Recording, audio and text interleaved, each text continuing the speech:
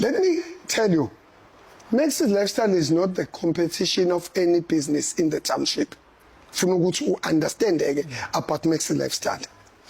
When my vision, when I built the lifestyle, I was building for corporate, government corporate. I know abantu bahambe baphelelwe imali.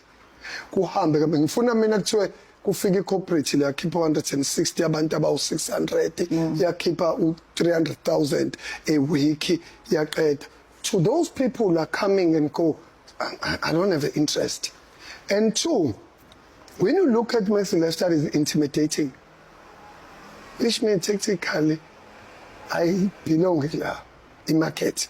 You do a target market when you do business. What is your target market? Don't in business take a target market yabantu abaphuze ingudu ejointini ubabeke Oxter box ubahlanganisa ndawonye bayaclasha bakhuluma ilanguage engafani. First of all, usuyafika wena uthi social network kuyabiza.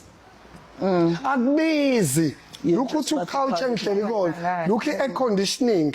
Look at the view. You pay for the view. Look at the parking, paving parking. Look at the branded water. Uzogcina utshwana khona i-exit ufika notshwala bakho ugwazwe awuthindwe la. I'm just making an example because in fact I'm sorry to make an example with these names, not ukuthi I'm undermining them, but I'm telling you ukuthi a target market. When you go to Oxter box, 1 room 1 night 15,000. You don't pay. In Lifestyle we don't sell alcohol, we sell experience. Not alcohol. When you're sitting there, when I'm a view, because I'm a visionary, I see this view before I build it. When we want a social out, yes, I'm not a view. Because I'm a visionary. So, same gefigizolo njobu su coach. Unabadlali figizolo. Ungezi kubadlali with your own attitude when they never understand you first. Ukuthi niyaphila sonke ke sikhumbula ke le nkulumo ka Max usomabhizinisi wasemlazi odume ngeMax's Lifestyle eyasusa ingxabano okanye uhlevani nje kubantu abaningi bagcina ke bedikila besho impela ukuthi hawu sesisupport kangaka iMax's Lifestyle kwenze njani ukuthi akhulume kanjena asitshela ukuthi singama come and go kwaba ke into nje impela hayi enzima nokwenza ukuthi sekugcineke ukuthi aphoqeleke kuMax ukuthi cha akahambe aye emsakazweni umkhulu Khosi FM afika akhulume khona azisole asho ukuthi cha uyaxolisa ngalento ayishilo kuphambana ulimi ubengaqondile kanjalo yini ubesho enye into okube seke ibisibekeka kabike emphakathini kodwa bengenjalo ezintsha ke akisho siphela abantu bamxolela abantu basemlazi ngoba base busy nje impela bediniwe benza amameme la bekhuluma besho cha wazobaphoqa uMax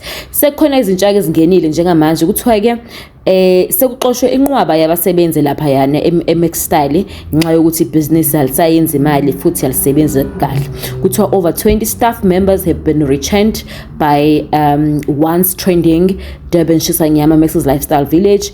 This comes after the owner yakhona uMax Mqadi step down and let his daughter Uzinhle Mqadi take over the business.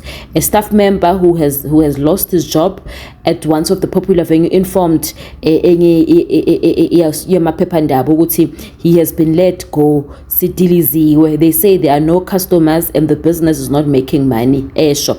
There are over 20 staff members left. We have been home since last week not knowing what the future holds. Uthi ke bangaphezulu kwa 20 abantu abahambile. This is the first time I'm at home. The supervisors are also fired. What the 20 that is left, they will review next week and see ukuthi if they are making money, and if there is no improvement, they will let more staff members go. Uzinhle ke confirmed the letting go of staff kuyona le phephandaba wathi cha lonke business liyaba nenkinga zakhona nalapha ya lokho akusho ukuthi ke ukuphela kwalo kodwa kusho ukuthi kumele sibuyele emuva kwi-drawing board siyobheka ukuthi ukuphi esikwenzayo nokuthi ukuphi singakwenzi kahle nokuthi yini singayenza. Kuthiwa-ke indodakazi-ke le ebivuma uZenhle kuyena osephethe iy'ntambo lapha e-Max Style uyavuma ukuthi cha izinto ngathi azihambe kahle impela kuyabheda. But-ke guys, I don't think it has to do with the fact ukuthi uMax wakhuluma nto I think every business and kusa January, you know, mhlawumbe basazobuya yabo, mhlawumbe kusazoba right. I don't think abantu basemlazi sebemlahlile. I think wonke umuntu akanayo imali yokuhamba ayodla inyama every day ahamba yophuza every day, right? It was the weekend, bekugcwele abantu bebukela ibhola ngeweekend, manje seku-empty. So I hope ukuthi staff sakho Max lesixoshile sizobuya once the business is done, once the business is good, once the business is booming, once sethola ama come and go. Thank you guys for tuning in. Make sure you do subscribe.